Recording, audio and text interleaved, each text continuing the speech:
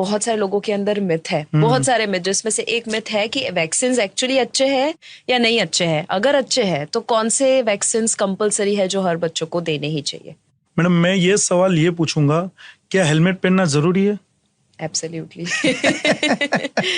तो मेरा जवाब यही है कि कंपलसरी नहीं।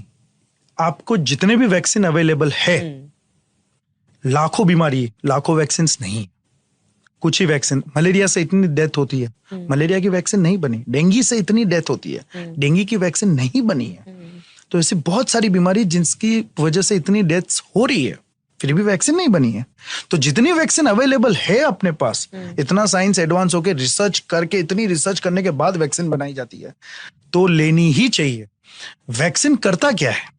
वैक्सीन एक ऐसी चीज है कि उसमें भी कीटाणु ही रहते हैं, लेकिन डेड कीटाणु रहता है जी। वो वैक्सीन कुछ ज्यादा मैजिक नहीं करता। वो डेड कीटाणु हम इंजेक्ट करते हैं अपने शरीर में या बच्चों के शरीर में। फिर जब बच्चों की इम्यून सिस्टम है, जो उसकी आर्मी है, जो उसकी पुलिस फोर्स है पूरी, वो एक्टिवेट हो जाती है कि हाँ ये बाहर का बंदा आया है, तो वो अपने हथियार उस पर्टिकुलर बंदे के लिए रेडी रखते हैं। राइट। तो नेक्स्ट टाइम जब ओरिजिनल बंदा, वो दुश्मन आता है, तो हमारी आर्मी, हमारी पुलिस फोर्स रेडी रहती है उसको टैकल करने के लिए। तो हम फेक सा बंदा भेजते हैं, डुप्लीकेट उसका। आर्मी काम करती है अपना इम्यून सिस्टम। फिर नेक्स्ट टाइम जब वो बीमारी से एक्सपोज होते हैं बच्चे, तो ऑलरेडी प्रिपेयर्ड रहता है सिस्टम, तो उससे नुकसान नहीं हो सकता वो बीमार। तो सारे जितने भी अवेलेबल वैक्सीन है, मैं आपके माध्यम से बताना चाहता हूं, घबराइए नहीं। 1-2 दिन के बुखार के लिए नहीं घबराना है, आपको वैक्सीन दिलवानी है। अगर आप अफोर्ड नहीं कर सकते तो कोई दिक्कत नहीं है, आप गवर्नमेंट में दिलवा दीजिए।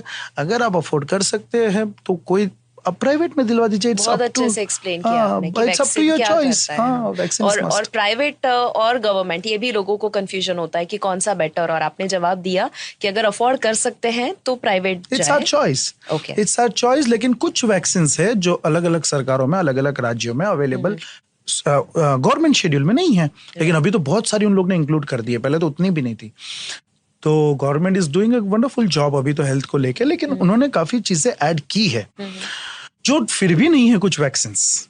जैसे कि अभी कुछ बीमारियां कुछ रीजन में कॉमन है, जैसे यूपी में जापानीज एनकेफेलाइटिस कॉमन है, उसकी वैक्सीन अपने शेड्यूल में नहीं है। लेकिन अगर यूपी से बंदा जा रहा है, वहां पे है, तो उसको जापानीज एनकेफेलाइटिस की वैक्सीन ले लेनी चाहिए। जो यूएस जाता है वहां पे कंपलसरी है मेनिंगोकोकल वैक्सीन लेना, हमारे शेड्यूल में नहीं है। स्वाइन फ्लू की वैक्सीन, इतना स्वाइन फ्लू हो रहा है, लेकिन वो हमारे गवर्नमेंट के शेड्यूल में नहीं है, तो स्वाइन फ्लू की वैक्सीन ले लेनी चाहिए। तो कुछ चीजें, टाइफॉइड हो गया, हेपेटाइटिस ए हो गया, तो कुछ वैक्सीन है, एचपीवी वैक्सीन जो सर्वाइकल कैंसर के लिए कॉमन है, वो हमारे शेड्यूल में नहीं है। लेकिन जो शेड्यूल में है वो भी इंपॉर्टेंट वैक्सीन है जो गवर्नमेंट देता है। उसका भी बजट बाकायदा पास होता है, उसमें भी वैक्सीन आती है और आप ही के लिए है, तो आपको दिलवा देनी चाहिए। आप वैक्सीन से डरो मत। वैक्सीन के बाद जो 1-2 दिन बुखार रहता है, उससे डरना नहीं वो है। अपनी इम्यून सिस्टम ट्रिगर हुई ना, उससे इम्यून सिस्टम ट्रिगर्ड हुई तो ठीक है, वो कोई दिक्कत नहीं है उसमें। फ्यूचर के बहुत बड़े पेन से बचा सकता है। ऑफ कोर्स मैं तो यही बोलता हूँ, कई बार गुस्सा भी कर लेता हूँ पेरेंट्स पे, वो वैक्सीन नहीं दिलवाते हैं, और फिर अगर वो होती है तो मैं पूछता हूँ उनसे, नहीं दिलवाई थी, हालांकि वो गवर्नमेंट शेड्यूल में था। ऐसा नहीं कि क्यों नहीं दिलवाई, तुमने क्यों पैसे खर्च नहीं किया। मेरे को सिर्फ इतना था कि आपको बच्चे को लेके जाना है और दिलवानी है। अब देखो, अब आप रो रहे हो, अब आप बोल रहे हो कि मैं चमत्कार कर दूं 2 दिन में। तो आप तब क्या कर रहे थे? जी। तो वो चीजें नहीं होनी चाहिए, आपको वैक्सीन लगवा देनी चाहिए।